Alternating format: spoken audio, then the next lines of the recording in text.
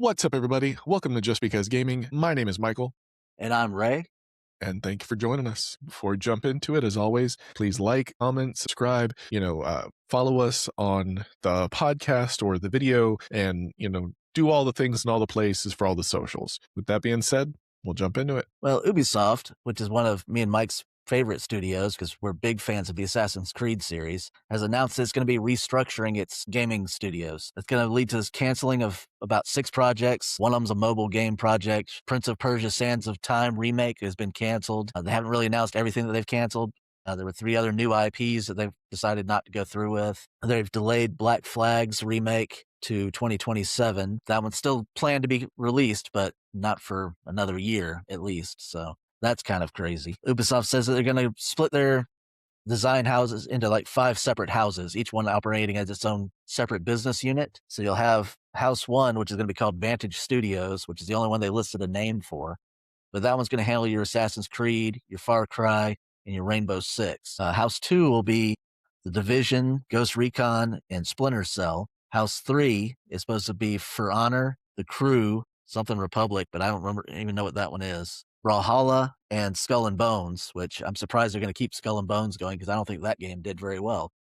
Yeah, I'm kind of surprised that they're going to keep the crew alive because I think Yeah. they had the crew 1 and the crew 2, and I think it died both times. So I'm I don't know. surprised about I think it has a like cult following for that game. So maybe there is. I don't know what the monetary value of that game has been, if it's made them money or not. I don't think it takes them a lot to build that game, but Yeah. maybe. House 4 has got Anno, which I've never played, Might and Magic, which I haven't seen anything from that in years, but it's an IP they still have, I guess. Rayman, Prince of Persia, and Beyond Good and Evil, which they of course haven't made another one of those in a long time, even though they've talked about it. And then finally, House 5, which is going to be more of their casual gaming, like their mobile games, Just Dance, Uno, Hasbro games, Idle Miner Tycoon, things like of that nature. The one thing I didn't see on here anywhere, though, was what's the game, Mike, where you were doing the hacking as you were driving around and stuff like that? Almost like Watch a Grand Dogs? Theft Auto. Yeah, Watch Dogs. So I don't know if Watch Dogs has gone completely away and they're just not making any more, or they're just going to hold that IP back for maybe later down the road. But it's not listed under any of the studios so far. I didn't even think about that. Is Watch Dogs Ubisoft? Yes, it is. It is. Huh.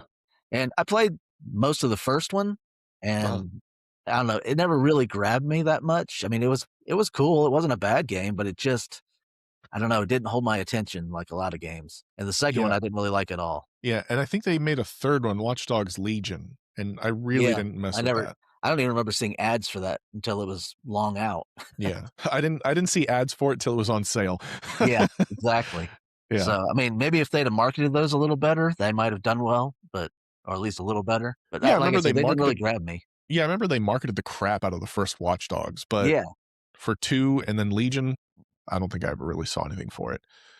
But it's good to see that Ubisoft is it's weird because you could see this as them splitting up and, becoming weaker, but I actually see this as a good thing because with these separate houses and separate teams, they're not devoting all their resources for one project. Instead, they're devoting like one house or whatever you want to call it Right. to one project. And so you'll have stuff like Just Dance, for example, which is a fun game to play. Like in my house, we get Just Dance all the time because, my daughters love playing Just Dance. But it's nice to know that because of Just Dance's, creation and development and everything, that's not going to impact other games like Assassin's Creed.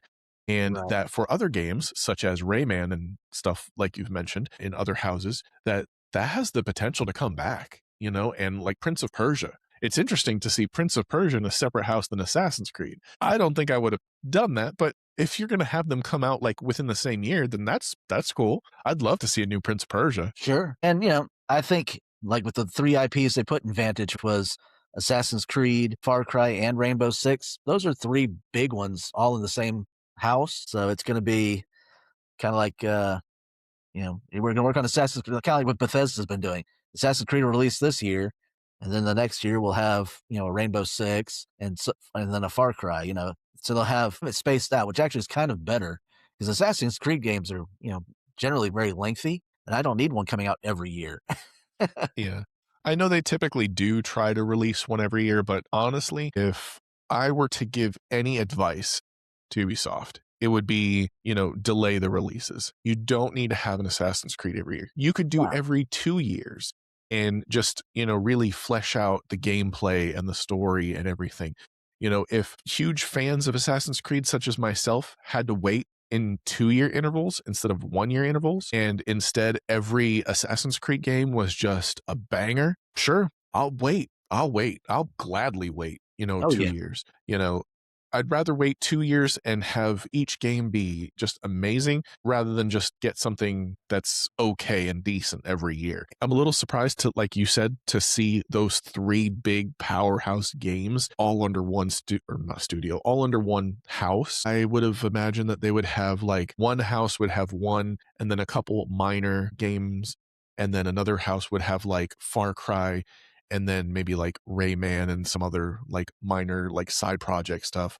Well, I'm guessing they're dividing their talent up to, you've got a game that's more adventure focused open world games like Far Cry and Assassin's Creed. Well, the talent that's good at those kind of games, they're putting in this one's house. And then, somebody who plays like fighting games like For Honor, they're putting those in one house. So they're kind of separating the houses by the developer's skill and what their kind of games they're best at making and what they like to make, I assume. Yeah, So and that and that not and that makes sense. That way you've got your strongest talent working on the game they're best at. and not just that, I wouldn't even say it's a matter of like strong talent versus weak talent. It's I not a would weak say, talent, it's just a different skill base. This is what yeah, we're good at making.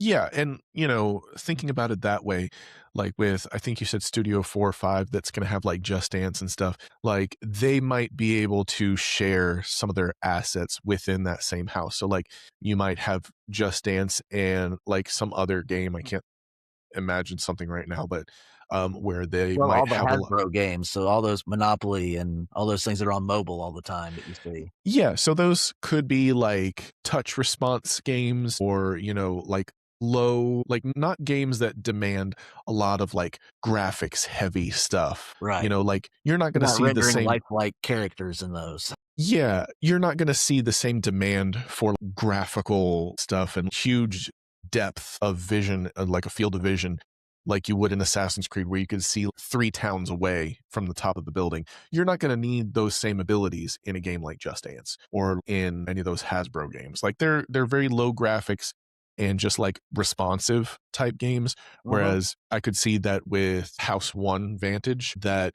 they might share those same assets of the long depth of vision and everything with a game like Assassin's Creed and a game like Far Cry. I mean, in fact, there have been some times I've played Far Cry and I've played Assassin's Creed, and the similarities are almost painful. It's like you have to infiltrate this town or enemy base, and you have to climb to the top of this tower or radio antenna, and Yeah.